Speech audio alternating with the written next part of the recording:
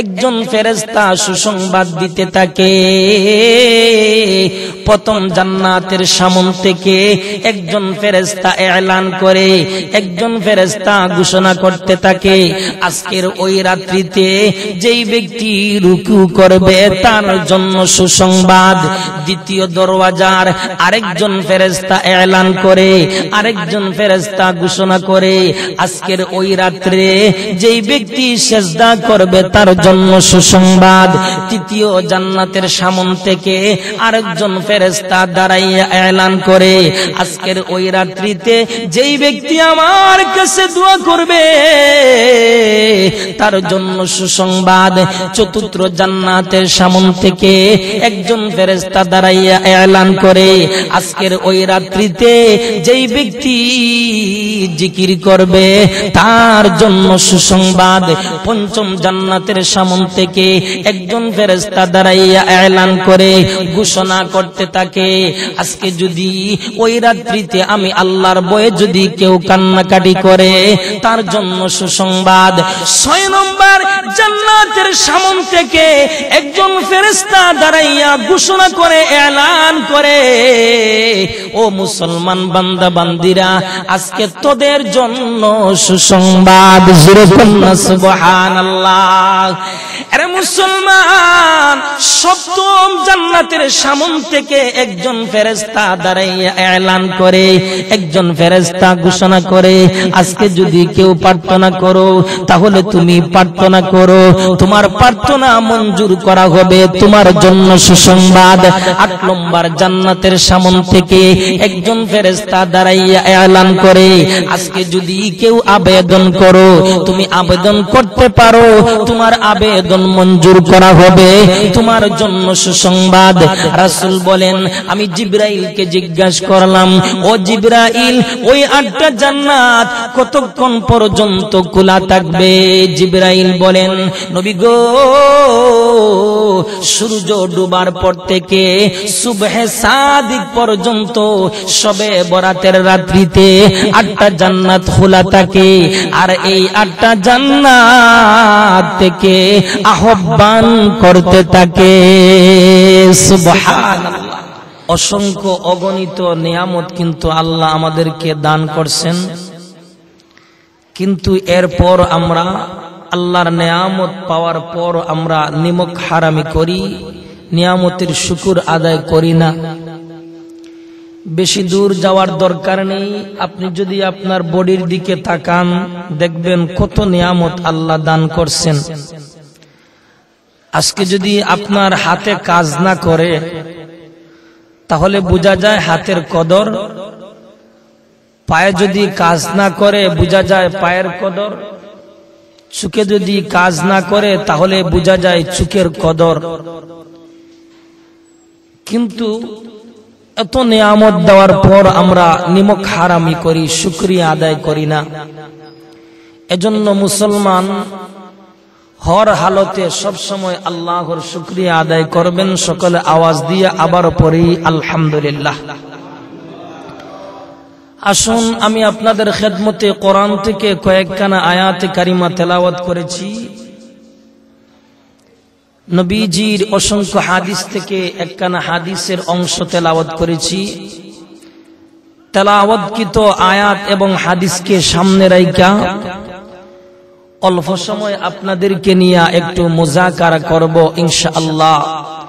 আল্লাহ যেন আমাকে ইখলাসের নিয়তে কথাগুলো বলার এবং আপনাদেরকেও আমলের নিয়তে কথাগুলো শোনার আল্লাহ যেন সকলকে তৌফিক দান করেন। সকলে আওয়াজ দিয়া পড়ি আমিন। আসুন, এই মাস হলো শাবান মাস। এই শাবান মাসে এমন একটা রাত আছে যেই রাতটা বড় বরকতময় রাত, মুবারকময় রাত। সেই রাতের নাম হলো শবে বরাত, অর্থাৎ আজকের দিন অতিবাহিত হওয়ার পর যেই রাত, সেই রাতের নাম হলো শবে বরাত।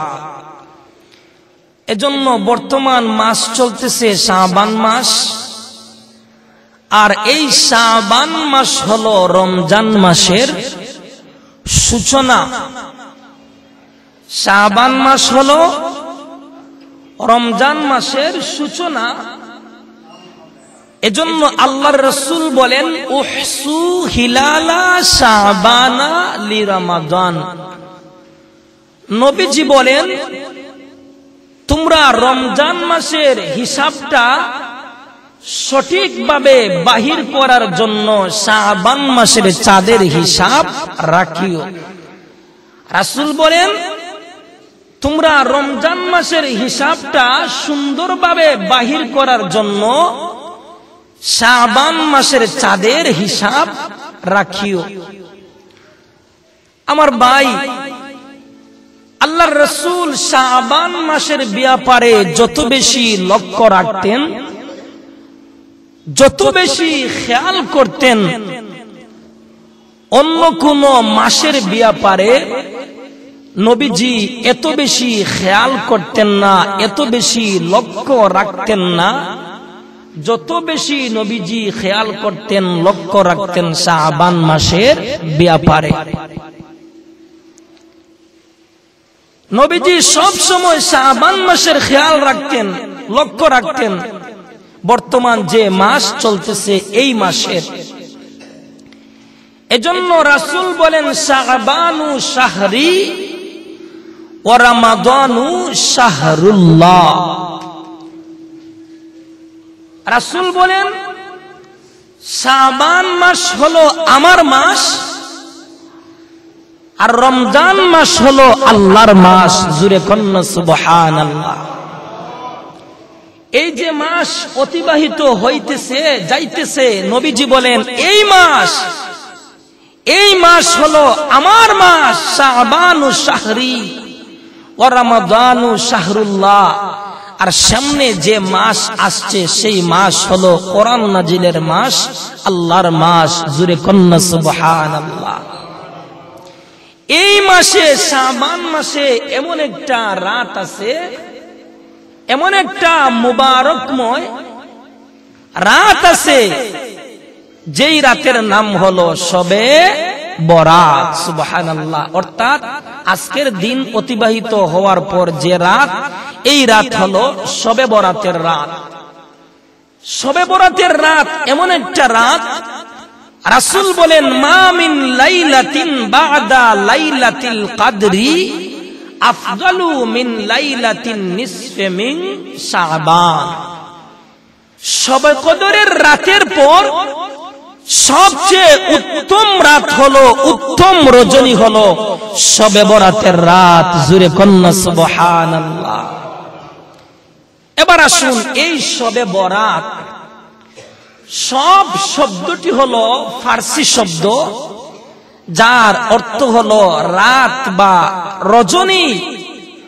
বরাত শব্দটা ফার্সি এবং আরবি শব্দ, যার অর্থ হলো আপনার নাজাত এবং মুক্তি।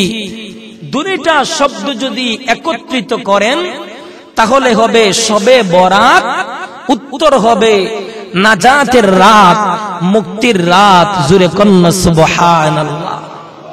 তাহলে বোঝা যায় আজকে যে রাত, এই রাত হলো মুক্তির রাত, নাজাতের রাত, ক্ষমা পাওয়ার রাত।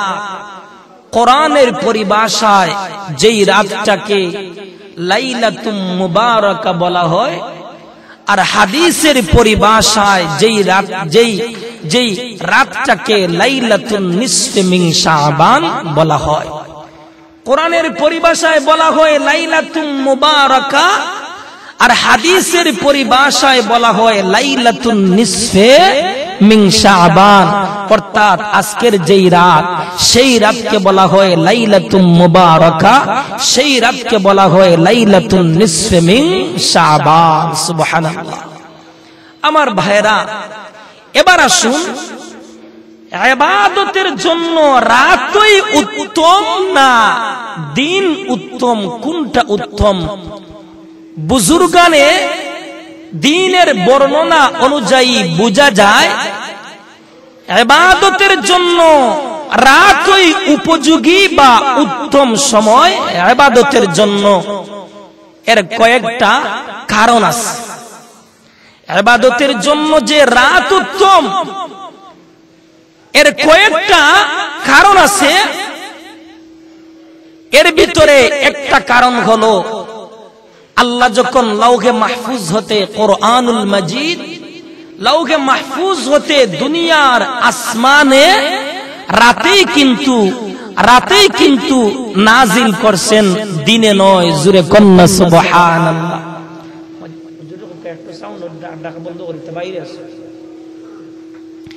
ইবাদতের জন্য রাতটাই বেশি উত্তম।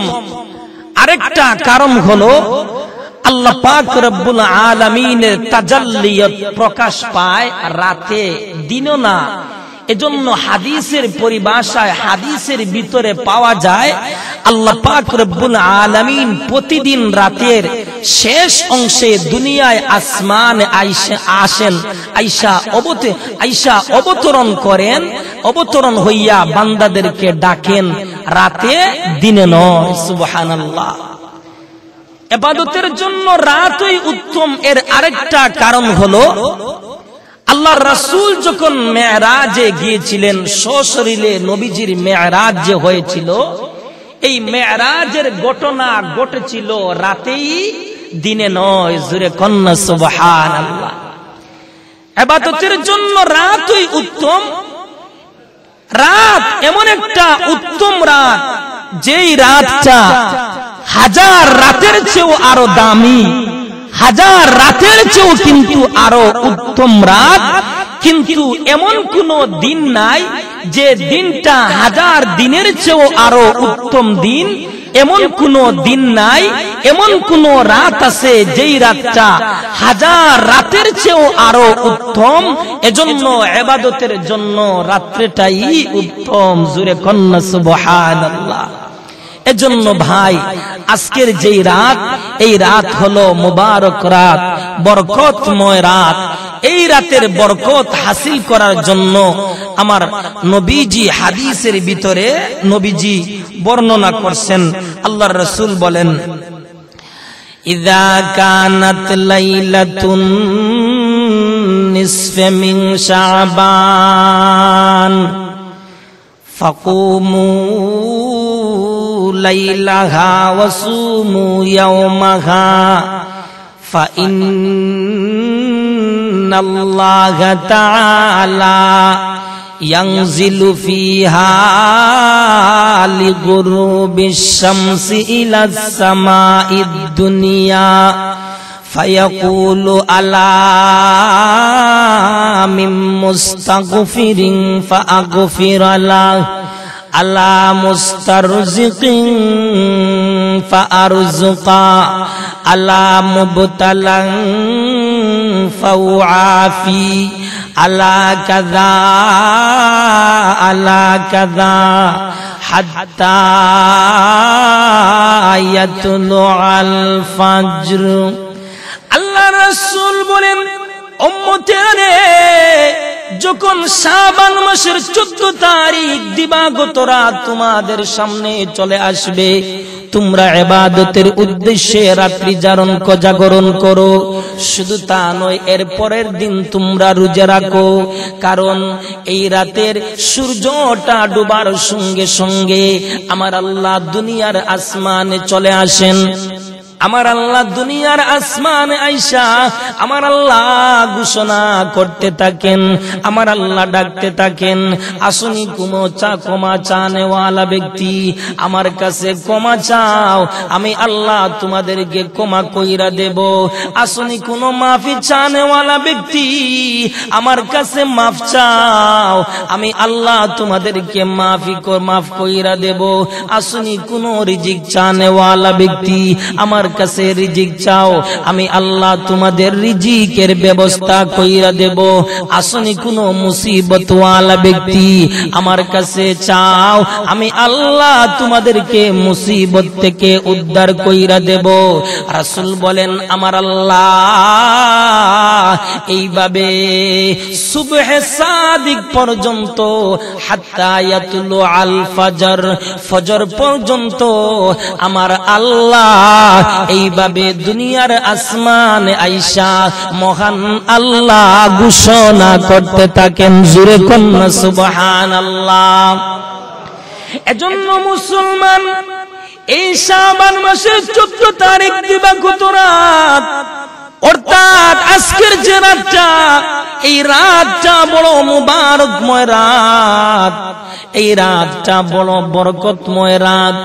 রাসূল বলেন শবে বরাতের রাত্রিতে আমার আল্লাহ 8টা যে জান্নাত আছে, এই 8টা জান্নাতটা ওপেন করা হয়, আর প্রতিটি জান্নাতের সামন থেকে একজন ফেরেশতা সুসংবাদ দিতে থাকে। প্রথম জান্নাতের সামন থেকে একজন ফেরেশতা এলান করে, একজন ফেরেশতা ঘোষণা করতে থাকে, আজকের ওই রাত্রিতে যেই ব্যক্তি রুকু করবে তার জন্য সুসংবাদ। দ্বিতীয় দরওয়াজার আরেকজন ফেরেশতা এলান করে, আরেকজন ফেরেশতা ঘোষণা করে, আজকের ওই রাত্রে যেই ব্যক্তি সিজদা করবে তার জন্য সুসংবাদ। তৃতীয় জান্নাতের সামন থেকে আরেকজন ফেরেশতা দাঁড়াইয়া এলান করে, আজকের ওই রাত্রিতে যেই ব্যক্তি আমার কাছে দোয়া করবে তার জন্য সুসংবাদ। চতুর্থ জান্নাতের সামন থেকে একজন ফেরেশতা দাঁড়াইয়া এলান করে, আজকের ওই রাত্রিতে যেই ব্যক্তি জিকির করবে তার জন্য সুসংবাদ। পঞ্চম জান্নাতের সামন থেকে একজন ফেরেশতা দাঁড়াইয়া এলান করে ঘোষণা করতে থাকে, আজকে যদি ওই রাত্রিতে আমি আল্লাহর ভয়ে যদি কেউ কান্নাকাটি করে তার জন্য সুসংবাদ। 6 নম্বর জান্নাতের সামন থেকে একজন ফেরেশতা দাঁড়াইয়া ঘোষণা করে এলান করে, ও মুসলমান বান্দা বান্দিরা, আজকে তোদের জন্য সুসংবাদ। জোরে বলুন সুবহানাল্লাহ। আরে মুসলমান, সপ্তম জান্নাতের সামন থেকে একজন ফেরেশতা দাঁড়াইয়া এলান করে, একজন ফেরেশতা ঘোষণা করে, আজকে যদি কেউ প্রার্থনা করো তাহলে তুমি প্রার্থনা করো, তোমার প্রার্থনা মঞ্জুর করা হবে, তোমার জন্য সুসংবাদ। 8 নম্বর জান্নাতের সামন থেকে একজন ফেরেশতা দাঁড়াইয়া এলান করে, আজকে যদি কেউ আবেদন করো, তুমি আবেদন করতে পারো, তোমার আবেদন মঞ্জুর করা হবে, তোমার জন্য সুসংবাদ। রাসূল বলেন আমি জিবরাইলকে জিজ্ঞাসা করলাম, ও জিবরাইল, ওই 8টা জান্নাত কতক্ষণ পর্যন্ত খোলা থাকবে? জিবরাইল বলেন, নবী গো, সূর্য ডুবার পর থেকে সুবহে সাদিক পর্যন্ত শবে বরাতের রাত্রিতে 8টা জান্নাত খোলা থাকে, আর এই 8টা জান্নাত থেকে আহ্বান করতে থাকে। সুবহানাল্লাহ। 8টা জান্নাতের সামন থেকে এইভাবে ডাকতে থাকে, এইভাবে ঘোষণা করতে থাকে ফেরেশতারা। আমার ভাইরা, এই রাত্রিটাই হলো আজকের রাত, অর্থাৎ শবে বরাতের রাত। সুবহানাল্লাহ। আমার ভাইরা, শুধু তা নয়, এমন কয়েকটা রাত আছে যেই রাতে দোয়া করলে মহান আল্লাহ ফেরত দেন নাই। এমন 5টা রাত আছে, এর ভিতরে একটা রাত হলো জুমার রাত। জুমার রাত যদি কেউ দোয়া করে, এই দোয়া আমার আল্লাহ ফেরত দেন নাই। 2 নম্বর রাত হলো আপনার সবে 2 নম্বর রাত হলো রজব মাসের প্রথম রাত। এই রাতে কেউ যদি দোয়া করে তাহলে আল্লাহ এই দোয়া ফেরত দেন নাই। 3 নম্বর রাত হলো সবে বরাতের রাত, অর্থাৎ আজকের রাত। এই রাতে কেউ যদি আল্লাহর কাছে চায়, আমার আল্লাহ তাকে মাফ কইরা দেন। 4 নম্বর আরেকটা রাত হলো ঈদুল ফিতর। 5 নম্বর আরেকটা রাত হলো ঈদুল আজহা। এই ঈদুল ফিতর এবং ঈদুল আজহার রাতে কেউ যদি আল্লাহর কাছে চায়, মহান আল্লাহ বান্দাকে ফেরত দেন নাই, বান্দার দোয়া কবুল করেন। জোরে কন্না সুবহানাল্লাহ। আমার ভাইরা, তবে এই শবে বরাতের রাত্রিতে মহান আল্লাহ অসংখ্য অগণিত তার বান্দাদেরকে মাফ কইরা দেবেন। তবে কয়েক প্রকার লোকদেরকে আমার আল্লাহ মাফ করবেন না। এর ভিতরে এক প্রকার লোক হলো যারা মুশরিক, যারা শিরক করে, আল্লাহর সাথে অংশীদার স্থাপন করে, এদেরকে মহান আল্লাহ কখনো মাফ করবেন না। দ্বিতীয় আরেক প্রকার লোক হলো হিংসা পোষণকারী লোকদেরকে আজকের রাত্রিতে মাফ করবেন না। তৃতীয় আরেক প্রকার লোক হলো মা বাবার অবাধ্য সন্তানকে আজকের রাত্রিতে মাফ করবেন না। চতুর্থ প্রকার আরেক প্রকার লোক হলো আত্মীয়তার সাথে সম্পর্ক বিচ্ছিন্নকারী লোকদেরকে আজকের ওই রাত্রিতে মহান আল্লাহ মাফ করবেন না। এজন্য মুসলমান, এই যে আজকের শবে বরাতের রাত, মহান আল্লাহ এই রাত্রিতে অসংখ্য গণিত আমার আল্লাহ বান্দাদেরকে মাফ করবেন। তবে কয়েক প্রকার লোকদেরকে আমার আল্লাহ মাফ করবেন না। প্রথম প্রকার লোক হলো যারা মুশরিক, যারা আল্লাহর বিদ্রোহী, আল্লাহর সাথে শরীক করে, এদেরকে মহান আল্লাহ কখনো মাফ করবেন না। কারণ এরা মহান আল্লাহর দুশমন আমার আল্লাহ কখনো মাফ করবেন না। এদের ঠিকানা হবে জাহিম নামক দুজখের ভিতরে এরা অবস্থান করবে। আল্লাহ বলেন, ফা আম্মা মান তাগা ওয়া আসারাল হায়াতাদ দুনিয়া ফা ইন্নাল জাহিমা হিয়াল মাওয়া। এদের ঠিকানা হবে, মুশরিকের অবস্থান করবে জাহিম নামক দুজখের ভিতরে। ওই দুজখ এমন ভয়াবহ আযাব, এই জাহান্নামের আযাব এত ভয়াবহ আযাব। আল্লাহর রাসূল বলেন জাহান্নামের আগুনের এত পাওয়ার। নবীজি বলেন জাহান্নামকে যদি 1000 বৎসর তাপ দেওয়া হয় তাহলে তার রং ধারণ করবে লাল বর্ণ, আর 1000 বৎসর তাপ দেওয়ার পর তার রং ধারণ করবে সাদা বর্ণ, আর 1000 বৎসর তাপ দেওয়ার পর তার রং ধারণ করবে কালো বর্ণ। বর্তমানে কালো আত-তারগীব নামক কিতাবের ভিতরে উল্লেখ করা হয়েছে। আল্লাহর রাসূল একবার জিবরাইলকে বলেন, ইয়া জিবরাইল সিফলিয়ান নার ওয়া আতলিয়া জাহান্নাম। ও জিবরাইল, তুমি আমাকে জাহান্নামের কিছু অবস্থা বর্ণনা শোনাও। এবার জিবরাইল জাহান্নামের অবস্থা বর্ণনা কইরা বলতেছেন, ইয়া রাসূলুল্লাহ, ইয়া হাবিবাল্লাহ, ওগো নবীজি, ওই আল্লাহর কসম যিনি আপনাকে সত্য পয়গম্বর হিসাবে প্রেরণ করেছেন, যদি জাহান্নামকে সুয়ের মাথা পরিমাণ যদি একটু ছিদ্র করে দেওয়া হয় তাহলে এর তাপে দুনিয়ার সমস্ত মানুষের মরণ হয়ে যাবে। বুখারী মুসলিম শরীফের ভিতরে রয়েছে। আল্লাহর রাসূল বলেন, উম্মতেরা রে, তোমরা যে আগুন ব্যবহার করো, অর্থাৎ আমরা যে দুনিয়ার ভিতরে আগুন ব্যবহার করি, ওই আগুন আর জাহান্নামের আগুন 70 ভাগের 1 ভাগ মাত্র। সাহাবায়ে কেরাম আরজ করলেন, ইয়া রাসূলুল্লাহ, ইয়া হাবিবাল্লাহ, ওগো নবীজি, জাহান্নামীদেরকে জ্বালানোর জন্য তো দুনিয়ার আগুন তোই যথেষ্ট। নবীজি বললেন, ঠিক আছে, তথাপি দুনিয়ার আগুনের চেয়ে জাহান্নামের আগুনের পাওয়ার 70 গুণ বেশি হবে। কেননা যেখানকার বিছনা হবে আগুনের, চাদর হবে আগুনের, কুটা হবে আগুনের, দেওয়াল হবে আগুনের, চতুর্দিকে শুধু আগুন আর আগুন। ডান দিকে তাকাইলেও আগুন, বাম দিকে তাকাইলেও আগুন, পেছনের দিকে তাকাইলেও আগুন, সামনের দিকে তাকাইলেও আগুন। চতুর্দিকে থাকবে মৃত্যুর বিভীষিকা, কিন্তু মৃত্যু আসবে না। মৃত্যুর জন্য আহ্বান করা হবে, কিন্তু মৃত্যু দেওয়া হবে না। পান করার জন্য উত্তপ্ত গলা পুজ পানি দেওয়া হবে, যার তাপে নিজের টুর জলসে জ্বলতে থাকবে, উপরের টুট মাথা পর্যন্ত উঠে যাবে। ফেরেশতারা বেঈমান কাফিরদেরকে হাতুড়ি মেরে মাথার মধ্যে পেরেক ঢুকাবে, অতঃপর সেই স্থানে গরম পানি ঢেলে দেওয়া হবে। গরম পানি পেটের ভিতরে চলে যাওয়ার পর পর নারী বড়ি সবগুলা টুকরা টুকরা হইয়া নিচের রাস্তা দিয়ে বের হয়ে যাবে, আবার উপরের রাস্তা দিয়ে ঢুকানো হবে, আবার নিচের রাস্তা দিয়ে বের হয়ে যাবে। আমার আল্লাহ বলবেন, খাও পান করো, দুনিয়ার জীবনে তোমরা আমার হুকুম অমান্য করছো, আমি আল্লাহর সাথে শরীক করছো, আজ হলো সেগুলোর প্রতিদান। নাউজুবিল্লাহ। আল্লাহ বলবেন, দুনিয়ার ভিতরে আমি আল্লাহর সাথে শরীক করছো, আজ হলো সেগুলোর প্রতিদান। এজন্য বলতেছিলাম, শবে বরাতের রাত্রিতে মহান আল্লাহ কয়েক প্রকার লোকদেরকে আমার আল্লাহ মাফ করবেন না।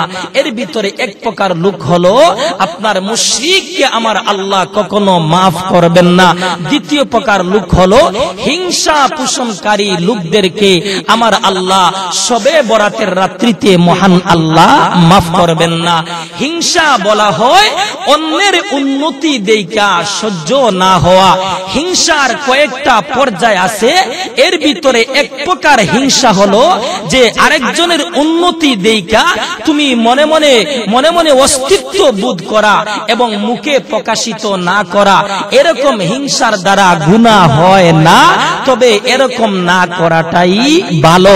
আরেক প্রকার হিংসা হলো অপরের উন্নতি দেখা তুমি মনে মনে অস্তিত্ব বোধ করা আর তুমি সেটা মুখে প্রকাশিত করা। এরকম হিংসা করা হারাম। এরকম হিংসা যদি করেন তাহলে ওই ধরনের হিংসুককে আমার আল্লাহ শবে বরাতের রাত্রিতে মহান আল্লাহ মাফ করবেন না।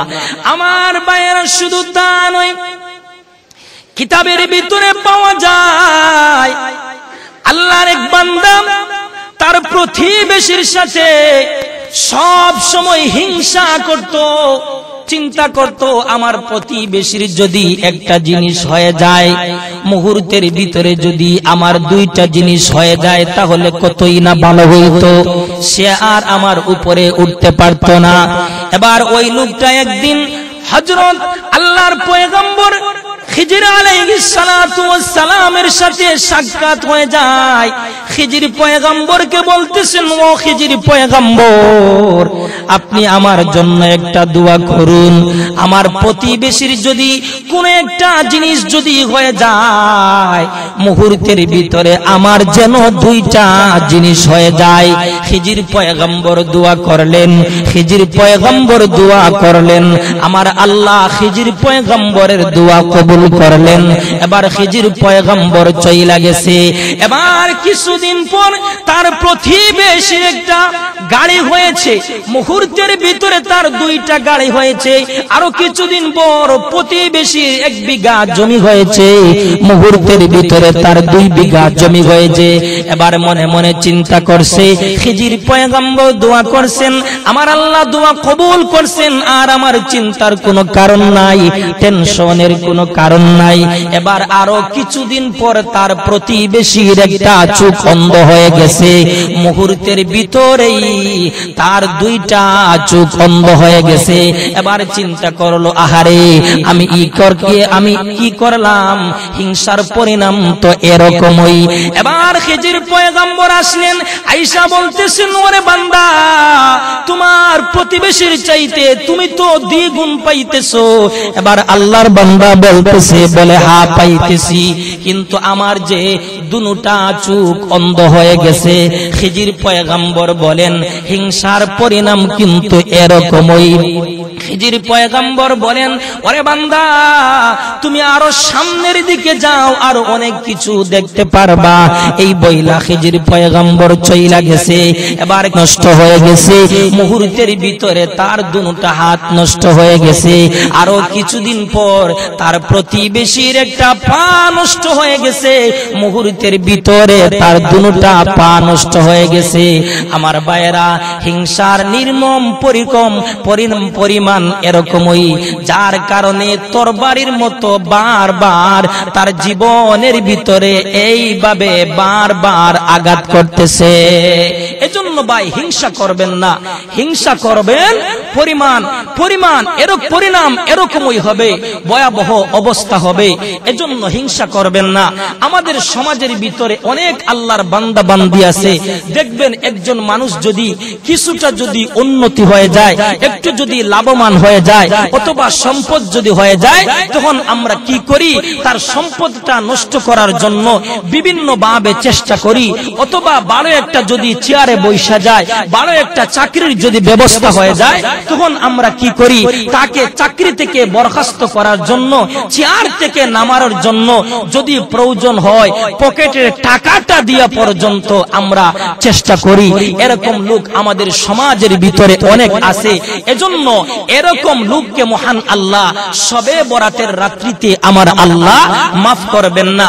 আরেক প্রকার লোক হলো মা বাবার অবাধ্য সন্তানকে মহান আল্লাহ শবে বরাতের রাত্রিতে মাফ করবেন না। এজন্য আমরা কেউ মা বাবার অবাধ্য হব না। আরেক প্রকার লোক হলো আত্মীয়তার সাথে সম্পর্ক বিচ্ছিন্নকারী লোকদেরকে মহান আল্লাহ শবে বরাতের রাত্রিতে মাফ করবেন না। এজন্য ভাই আত্মীয়তার সাথে সম্পর্ক ভালো রাখবেন, আত্মীয়তার সাথে সম্পর্ক সুন্দর রাখবেন।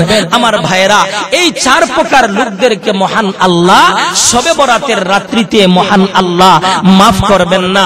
এজন্য ভাই এই শবে বরাতের রাত হলো আজকের দিনগত রাত, শবে বরাতের রাত। এই রাতে আমরা বেশি বেশি কইরা আমরা কোরআন তেলাওয়াত করব।